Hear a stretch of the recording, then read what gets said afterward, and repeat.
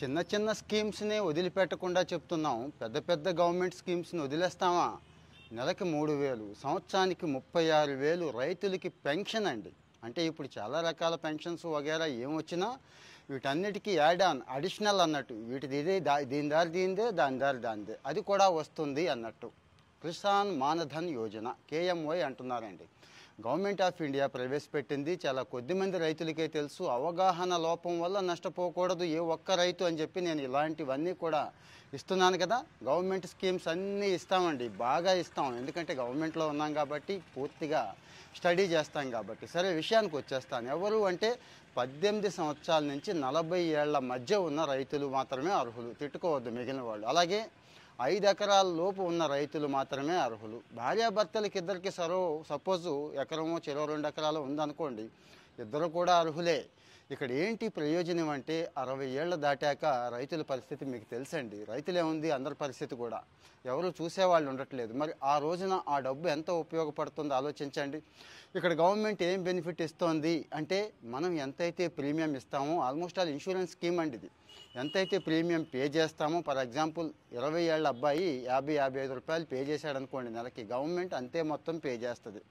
40 ఏళ్ళ అతను అయితే 200 పే చేయాల్సి ఉంటుంది. గవర్నమెంట్ మళ్ళీ అంతే మొత్తాన్ని పే చేస్తుంది. అంటే సగం మనం చేస్తే సగం గవర్నమెంట్ చేస్తుంది. ఎందుకు వదులుకోవాలి? ఇంకొక లాజిక్స్ కూడా చాలా ఉన్నాయండి. అంటే మధ్యలో సపోజ్ ఏదైనా కారణం చేత ఆగిపోయింది అనుకోండి, ఆపేసాం, కొన్నాళ్ళు కట్టి వడ్డీతో సహా కలిపిచ్చేస్తారు.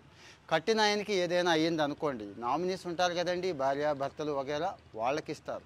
సపోజ్ కట్టాక పెన్షన్ తీసుకుంటున్న టైంలో ఏదైనా జరిగింది అనుకోండి, ఇందులో సగం పెన్షను అటు భార్యకి కానీ భర్తకి కానీ ఇస్తారు. సో మరి ఇన్ని సౌకర్యాలు ఉన్నప్పుడు జస్ట్ దీనికి ప్రత్యేకంగా ఏం అక్కర్లేదండి. మీ ఆధార్ కార్డు ఉంది, రేషన్ కార్డు ఉంది కదా, దీంతోపాటు మీకు పొలం ఉన్నట్టుగా పాస్బుక్ ఉంటుంది కదండి, పట్టాదారు పాస్బుక్, అది ఉంటే సరిపోతుంది. ఇక ఎవరిని మీట్ అవ్వాలి అంటే, మీ దగ్గరలో ఉన్న ఈ సేవా సెంటర్స్ దగ్గర నుంచి, గ్రామ వార్డు సచివాలయాస్ దగ్గర నుంచి అందరినీ మీట్ అవ్వచ్చు. మీ అగ్రికల్చర్ అసిస్టెంటు, అగ్రికల్చర్ ఆఫీసరు, వీళ్ళు కూడా చెప్తారు. కాస్త కోస్తో చదువుకున్న పిల్లలు గూగుల్లో సెర్చ్ చేస్తే పోర్టల్ ఓపెన్ అవుతుంది. మనం కూడా స్వయంగా వెళ్ళి అక్కడ కూడా చేసేసుకోవచ్చు. సో మరి ఏ ఒక్క స్కీము అర్హులైన వాళ్ళు మిస్ అవ్వకూడదు, ఎక్కడా ఇబ్బంది పడకూడదు అనే ఉద్దేశంతో నేను ఇస్తున్నాను. చూసేసి వదిలేయకుండా మన వాళ్ళకి దయచేసి షేర్ చేయండి. రైతులకి మనం ఎంత మేలు చేస్తే మనకు అంత మేలు జరుగుద్ది. ఎందుకు? రోజు మనకి 4 వేళ్ళు నోట్లోకి వెళ్తున్నాయంటే ఆ పట్టెడు అన్నం పెడుతున్న మహానుభావులు ఆ రైతులే. కాబట్టి వాళ్ళకి వెళ్ళేదాకా షేర్ చేద్దాం, మర్చిపోవద్దు. ఫాలో అవుతూ ఉంటే ఇలాంటి స్కీమ్స్ ఇంకా చాలా ఉన్నాయి, అన్నీ కూడా డిస్కస్ చేసుకుందామండి. ఫాలో అవుతూ ఉండండి. Thank you.